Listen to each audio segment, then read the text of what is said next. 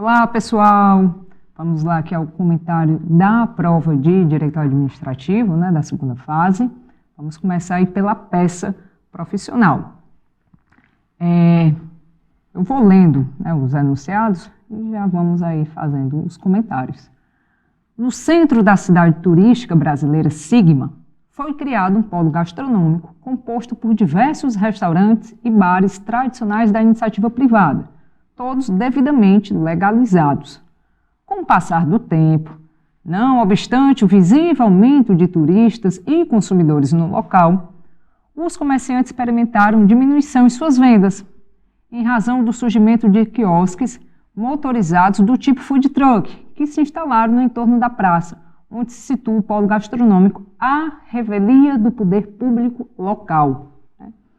Então, aí já vai mostrando aí uma certa ilegalidade, né, nesses food trucks, em comparação com os quiosques, né, com os restaurantes, os bares que estavam aí devidamente legalizados pelo poder público. A Associação de Bares e Restaurantes, XYZ, cujas finalidades institucionais incluem a proteção ao consumidor, a ordem urbanística e econômica e a livre concorrência, apresentou representação em face dos quiosques ilegais junto ao município. Aí a gente já vai vendo, né, que o enunciado traz as finalidades da associação, né, que nós vamos ver aí que vai ser a autora da ação, e aí com essas finalidades vocês iam aí justificar a qualificação, né, a possibilidade da própria associação aí entrar com uma ação judicial. Aí continuando, né, a associação XYZ, que está regularmente instituída há 5 anos nos termos da lei, mostra aí o período já de instituição dessa associação, alegou e comprovou com farta documentação a ocupação irregular do solo urbano pelos quiosques, haja vista que seus proprietários não possuem permissão de uso do bem público. A questão aí está trazendo esse dado, né? Não tem permissão do poder público, nem os demais documentos públicos legalmente exigidos para se instalarem no local e exercerem atividades de comércio de bebidas e alimentos. Aí vocês já poderiam perceber que nós temos uma legislação específica que vai tratar aí dessa ocupação do solo urbano, né, por quiosques, né, por food trucks, bancas, que é a Lei 13.311. Tá? Então, quem localizou essa legislação ia conseguir encontrar aí fundamentação. Tá? E ocorre que, apesar da identificação dos infratores e da comprovação de todas as irregularidades noticiadas, o município Sigma está inerte há mais de um ano e os quiosques ilegais continuam em atividade, em prejuízo dos comerciantes que integram a citada associação e dos próprios consumidores, que frequentam locais não regularizados nem fiscalizados. Então, esse aí é outro dado, né, que a questão está trazendo.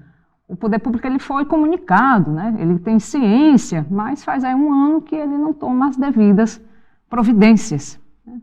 Então, a gente pode falar aí numa conduta omissiva, né, aí teria o dever legal de fiscalização e aí estaria agindo de forma omissiva, né? Não havendo essa fiscalização, né, a tentativa aí de regularizar. E, por fim, como advogado da Associação XYZ, redige a petição inicial da medida judicial a ser ajuizada em face do município Sigma e em favor dos interesses coletivos lato sensu, levando em consideração que haverá necessidade de ampla dilação probatória no curso do processo. A parte final é importante para a identificação da peça. Né? E aí, no caso, como vocês viram, é uma ação civil pública. Né? E não, se alguém ainda gerou uma dúvida por que não seria um mandado de segurança coletivo, a parte aí final, ela já descartaria, né, a possibilidade de um mandado de segurança coletivo. Por quê? Porque no mandado de segurança não precisa, né, de dilação probatória. E aí a questão está sendo bem específica da necessidade de ampla dilação probatória. Então, vocês iriam, né, primeiramente, a peça ação civil pública e precisariam aí mostrar o cabimento dessa ação. Né? E aí vocês iriam ter que falar da lei, né, específica, da lei da ação civil pública, a lei 7.347, de 85, né, fundamentando lá no artigo 1º, incisos 2, 4, 5 e 6. Em relação a esse artigo, né, vai dizer, né, que regem-se pelas disposições desta lei, sem prejuízo da ação popular, as ações de responsabilidade por danos morais e patrimoniais causados, né, ao consumidor. Né? A questão traz aí o inciso 4, a qualquer outro interesse difuso ou coletivo. Inciso 5, por infração da ordem econômica, que é exatamente uma das coisas que ocorrem. E inciso 6, né, a ordem urbanística. Então, daria aí para justificar o cabimento da ação, né, conforme o artigo 1º da Lei 7.347. E aí vocês iriam colocar o endereçamento, né, que seria a vara da Fazenda Pública, não tendo, né, vara da Fazenda Pública na comarca, né, específica, a vara civil, né, da Justiça Estadual. Então, o autor, né, como eu já falei quando eu estava lendo, a Associação de Bares e Restaurantes XYZ. E aí precisa demonstrar legitimidade ativa, né, que também está na lei, né, da ação civil pública, que é o artigo 5º, inciso 5, alíneas A e B, né, que vai, e o enunciado ele traz, né, bem nitidamente esses requisitos, quando diz que pode, né, tem a legitimidade, né, para interpor as associações que estão ali regularizadas há pelo menos 1 ano nos termos da lei civil. A questão aí traz, né, já está há mais de 5. E também quando está dentro das finalidades institucionais, a proteção ao patrimônio público, ao meio ambiente, ao consumidor, à ordem econômica, à livre economia. Então, está dentro aí das finalidades que o enunciado também já abordou. O réu, o município, né, sigma, por quê? Porque é ele quem está tendo aí uma conduta omissiva, né? Ele tem a responsabilidade aí, né? Há uma responsabilidade do Estado. Ele tem um dever legal de fiscalizar. A própria Constituição traz lá as competências do município e aí precisa, né, promover, né, o desenvolvimento urbanístico, né? Então tem que fiscalizar a ocupação do solo urbano. Então, está dentro aí das competências do município. Então, ele tem um dever legal de fiscalização. E vocês, né, já sabem que um dos atributos da administração pública é o poder de polícia. Então, aí teria, né, que utilizar desse exercício de poder de polícia que não estava aí sendo efetivado, né, pelo município. Vocês teriam, né, que em seguida narrar os fatos e entrar no mérito. Essa peça, praticamente, ela não é uma peça complexa, ela não traz tantas matérias de direito a serem abordadas, né? Não tem tantas teses a serem discorridas. Então, é algo que vocês poderiam ter aí atingido, né, sem muita complexidade. Poderiam também apontar aí na hora de discorrer sobre o mérito, uma própria violação ao princípio da isonomia, né, que não há igualdade, né, para os comerciantes, para os comerciantes aí locais, né, que estavam ali seguindo, preenchendo os requisitos, né, do poder público, e aí tendo que enfrentar essa concorrência aí desleal, né, ilegal. Um outro ponto, que quem localizou aí a lei, né, que fala da ocupação do solo urbano, que foi a lei que eu já mencionei, a 13.311, vocês lendo o artigo 2º, ele vai dizer que precisa preencher alguns requisitos, né, exigidos pelo poder público para se poder ocupar, né, esse solo, né, essa ocupação urbana. E aí, caso, né, você não preencha, você estaria aí ocupando de forma irregular. Então,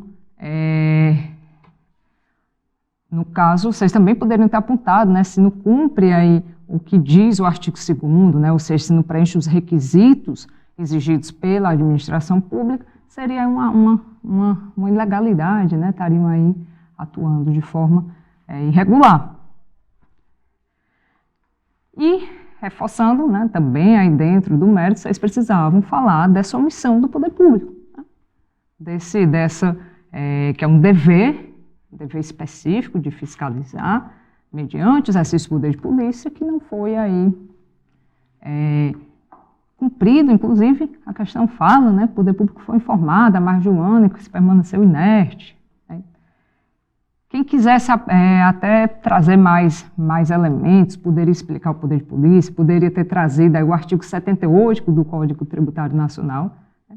O artigo 78 vai dizer o que é o poder de polícia, né, o que é esse exercício do poder de polícia. Então, vocês poderiam aí ter trazido esse fundamento e falar dos artigos da Constituição, que traz essa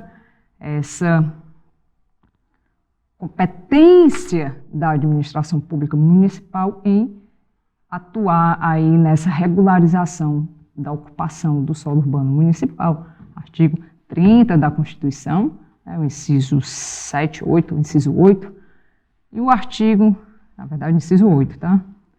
E o artigo 182 da Constituição Federal. Então, vocês precisavam ter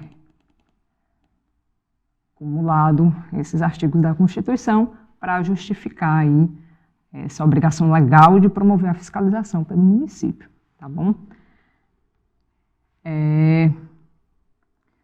Ainda em relação ao mérito, outro ponto importante, né, que a questão trouxe ali no enunciado, né, que tinham os restaurantes, os bares, né, os quiosques que estavam cumprindo de forma, com a documentação regularizada, atendendo os requisitos, né, e esses, né, food trucks irregulares, que inclusive não havia nem permissão, né.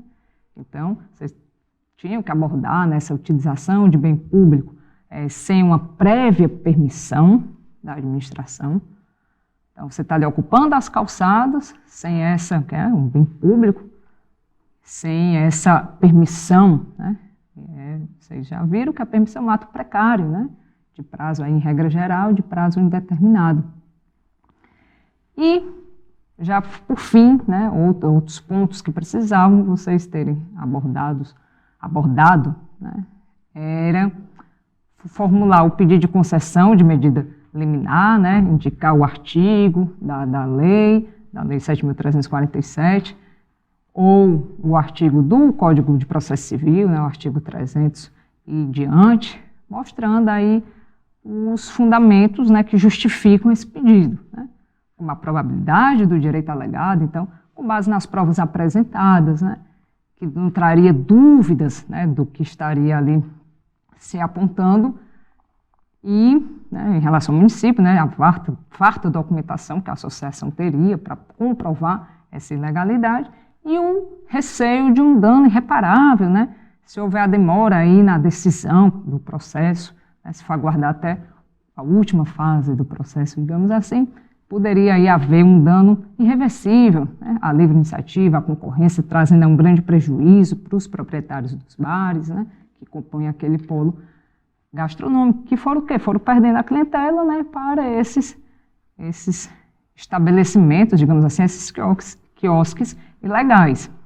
Então, vocês iam pedir, né, a concessão da liminar, para quê? Né, para que o município ele exerça o poder de polícia, né, para que ele fiscalize. Ele fiscalize e, com isso, ele promova o quê? A paralisação desses que estão de forma irregular, né, interdite essa atividade até que seja regularizada, né, e aí sob pena de multa diária. E no final, né, vocês vão ter que trazer os pedidos, né, a concessão da medida liminar, a procedência, né, do pedido de vocês, que é o que é uma obrigação de fazer, né. O município ele precisa o quê? Fiscalizar e, com isso, barrar essa atividade ilegal. Outros pontos que precisavam estar aí nos pedidos, né? vocês tinham que pedir a isenção de custas, né? Inclusive de possíveis ônus de sucumbência, pedir para intimar o representante do Ministério Público como fiscal da lei, citação do réu para contestar, produção de todas as provas admitidas em direito, apontar aí o valor da causa, né, e fazer o fechamento da peça, né, que vocês já sabem, né, colocar o local, a data, né, a assinatura, a inscrição na ordem dos advogados. Então, eram esses os elementos da peça, né, que não poderiam faltar.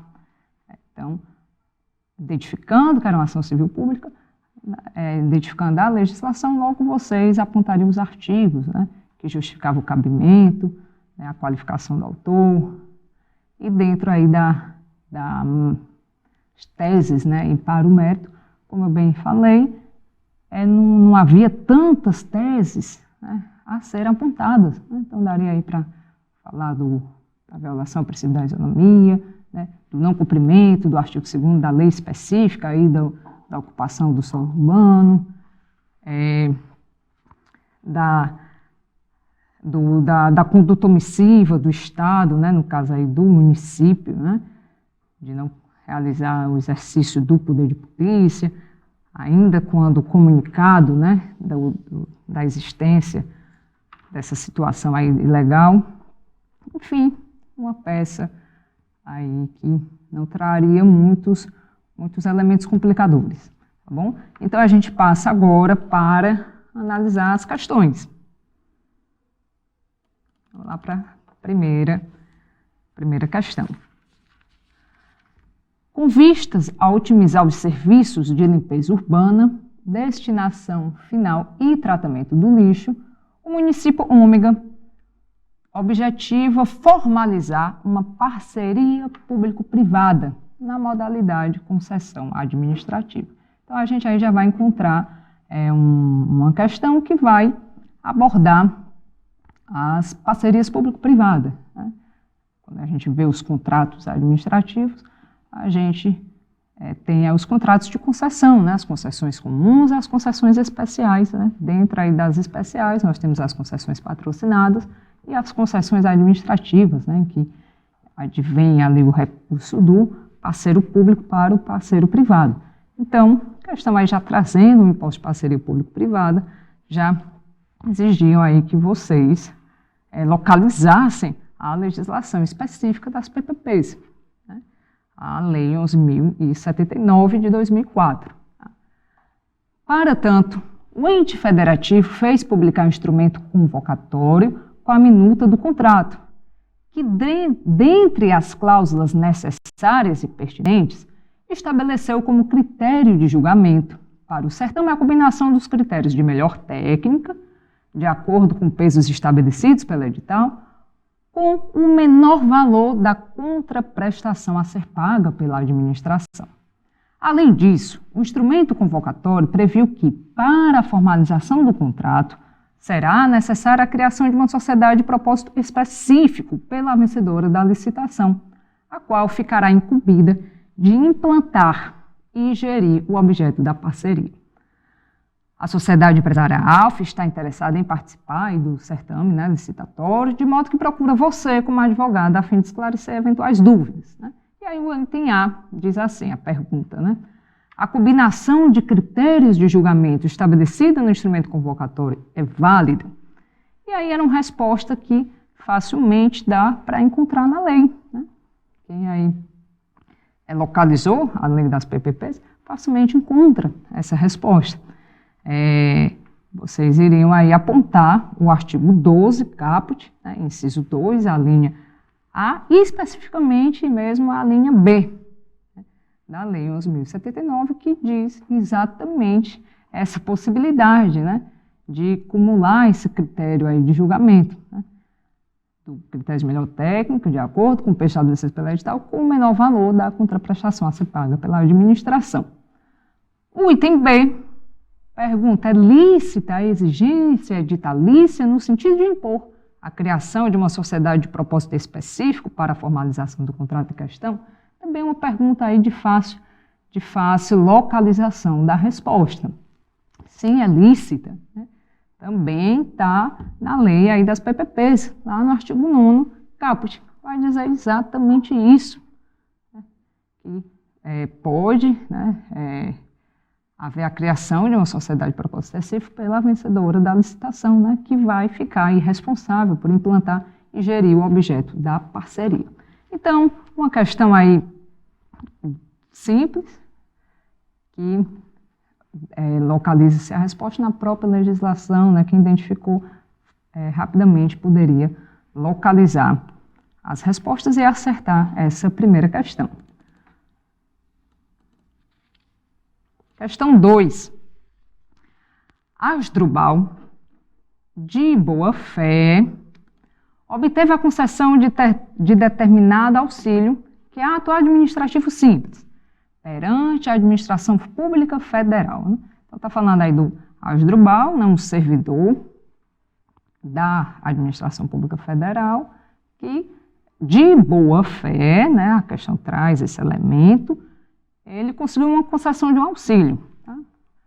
Passados 7 anos, né, da concessão do auxílio, foi verificada a existência de vício insanável no aludito ato administrativo, razão pela qual a autoridade competente decidiu instaurar de ofício o procedimento para fins de promover a sua anulação. Então, até então, aí o que a questão está trazendo, né? Foi dado esse auxílio, a administração pública federal concedeu, mas passou 7 anos, verificou que havia um vício insanável. E aí, a autoridade competente instaurou um processo para promover a anulação, né?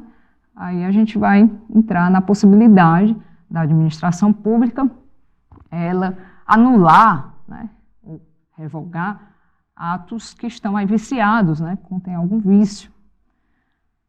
No curso do aludido processo administrativo, que não se submete à legislação diferenciada, foi determinada a intimação de Asdrubal para a realização de diligências.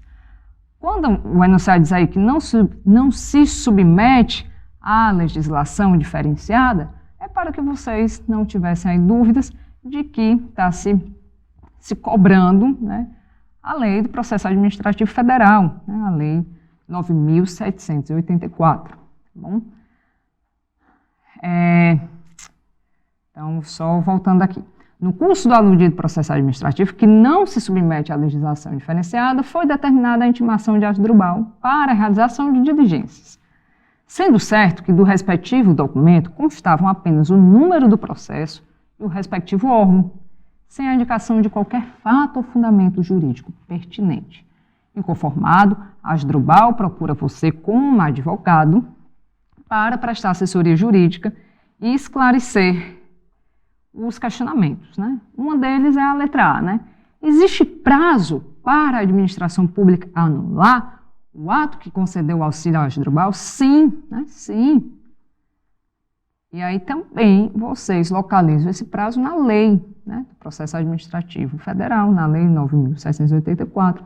O prazo decadencial é de 5 anos. Então, a administração traz o dado de 7. Então, já poderia a administração anular? Não, né, não poderia mais, porque decaiu, né, o prazo é de 5 anos. E é um ponto importante, né, quando também traz lá no iniciozinho, Asdrubal de boa fé, é porque a legislação fala que esse prazo decadencial de 5 anos, né, para a administração anular atos, né, que contêm aí vícios, para atos que venham a beneficiar terceiros de boa fé. Por isso que é uma informação relevante para vocês poderem identificar esse prazo. Então, existe sim um prazo, né? E nós temos ainda a súmula 473 do STF, que ela vai trazer essa previsão geral, né, da administração poder anular seus próprios atos quando derivados de vícios. Então, temos uma súmula que traz essa previsão e dentro da legislação, né, do processo administrativo federal, nós temos o prazo, lá no artigo 54, prazo de 5 anos. Letra B. É válida a intimação na forma em que foi determinada pelo órgão em questão? Justifique. Não é válida. Também está no artigo, tá, da Lei do Processo Administrativo Federal, que vai trazer quais são os requisitos, né, os requisitos que precisam conter na intimação. Lá no capítulo que trata da comunicação dos atos processuais, nós vamos ter um artigo que vai tratar da intimação, o que é que precisa conter nessa intimação para ela ser válida. E aí vocês precisavam apontar o artigo 26, que vai falar exatamente do requisito aí da comunicação dos atos processuais, né, e enfatizar lá no parágrafo 1º, né, vai dizer, na intimação deve conter. Aí vai dizer cada inciso, o que é que precisa conter, né? Então, vocês só citariam esses incisos e teriam aí que dar ênfase ao inciso 6, que fala exatamente que precisa indicar o fato ou o fundamento jurídico pertinente. Não cumpriu os requisitos da intimação, essa intimação ela não é válida, né? E aí, no enunciado a gente vê que está dizendo que só havia o número do processo e o nome do órgão. Então, não estaria aí de forma válida essa intimação. Então, mais outra questão que, identificando a legislação pelo enunciado, vocês encontravam a resposta de forma mais fácil, né, na legislação. Passamos agora para a questão de número 3. Helena, que não era servidora de carreira, foi validamente nomeada para cargo em comissão relativa à assessoria de determinada secretaria do Estado Beta. Então, o que o enunciado está dizendo? Helena, né, ela não é servidora de carreira, ou seja, ela não foi, né, aprovada em concurso público, ela foi aí assumir exclusivamente um cargo em comissão, né, cargo que vocês sabem que é um cargo de livre nomeação e livre exoneração. Considerando que Helena vinha executando muito bem sua atividade, ela foi cedida para ocupar emprego público junto a uma sociedade de economia mista do mesmo ente federativo. Que a gente precisava entender alguns conceitos. Quando se fala em agentes públicos, né, em sentido aí amplo, nós temos as espécies, né, de agentes públicos. Entre os agentes políticos, né, os servidores estatais, os particulares em colaboração. E quando a gente fala em servidores estatais, nós temos aí umas divisões também, né? Nós temos os servidores estatutários, os empregados públicos, os servidores temporários. E quando a gente se refere aos servidores estatutários, são aqueles que ocupam um cargo público. E esse cargo público ele pode ser um cargo efetivo, né? Ou seja, aquele servidor foi aprovado em um concurso público, né? Ele passou aí pelo estágio probatório até atingir aí depois, né, a sua estabilidade. Como também pode ser um servidor que venha apenas a ocupar um cargo em comissão. E aí não há exigência, né, da aprovação em concurso e também não vai ter essa estabilidade. E nós temos os empregados públicos. Esses aí vão ser regidos pela CLT, né, o que a gente chama de empregados, os servidores seletistas. Né? Eles têm uma relação trabalhista com a administração pública. E são também, para assumir um emprego público, precisa da aprovação em concurso público. Uma diferença lá dos servidores estatais, né, que ocupam um cargo público mediante aprovação em concurso público, tem uma diferença que os empregos públicos, né, que são regidos por um regime jurídico de uma relação trabalhista, eles não têm o direito à estabilidade. Né? O empregado público ele não tem essa estabilidade. Né? não tem o estágio probatório para atingir a estabilidade. É o que as decisões, né, do STF aponta, é que em casos de dispensa, né, de uma demissão, de dispensa de um empregado público, na verdade, precisa-se de motivar, né? Um cargo em comissão você não precisa motivar, né? Você exonera sem precisar motivar. Um empregado público, né, que foi aprovado em concurso, mas ele não é detentor de estabilidade, se for ser dispensado, precisa se motivar aquela dispensa. Enfim, né, feito essa introdução para a gente poder entender aí as respostas. Então, o item A pergunta, é válida a cessão de Helena? Não, não é válida. Por quê? Porque a Helena, ela é apenas uma servidora que está ocupando o cargo em comissão exclusivamente. Ela não se submeteu a um concurso público. Então, ela não poderia ser cedida para ocupar um emprego público que exige que você tenha sido aprovado. Aí nós estaríamos burlando a regra constitucional de aprovação em concurso. Inclusive, aí quebrando o princípio da isonomia. Então, ela não poderia. Não poderia. Se nós formos olhar o artigo 37 da Constituição, lá no inciso 2, vai dizer, né, dessa exigência constitucional de aprovação, né, concurso. Então, estaria aí violando o texto constitucional. Temos também a súmula vinculante 43 do STF, que vai tratar também dessa exigência. Né. E a própria lei, né, a Lei 8.112, né, que trata aí dos servidores, ela até vai prever situações em que pode haver cessão, mas não para servidor que ocupa apenas, né, o cargo em comissão. Então, de acordo com a nossa Constituição, né, com a súmula do STF, não é válida essa cessão. Então, vocês entenderam bem, né, que para ocupar um emprego público precisa aí da aprovação em concurso. Então, estaria burlando essa regra constitucional.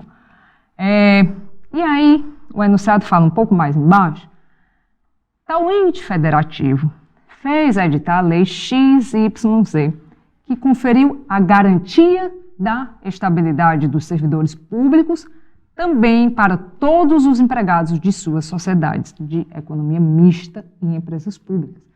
Quando eu estava aí lendo a questão, já falei sobre isso. Né? Essa lei é constitucional? Poderia garantir estabilidade aos empregados públicos? Não, né? São seletistas que têm regime jurídico incompatível com a garantia dessa estabilidade. Então, a estabilidade garantida pela Constituição, lá no artigo 41, ela só é válida para os servidores efetivos, os servidores estatais aprovados em concurso público, os servidores estatutários, mais especificamente, os servidores efetivos, né? E não para os empregados públicos, certo? Então, seria constitucional. Se a gente for ver o artigo 173 da Constituição, lá no parágrafo 1º, inciso 2º, ele vai falar exatamente dessa relação trabalhista. Então, teríamos até esse fundamento aí no artigo 173 da Constituição.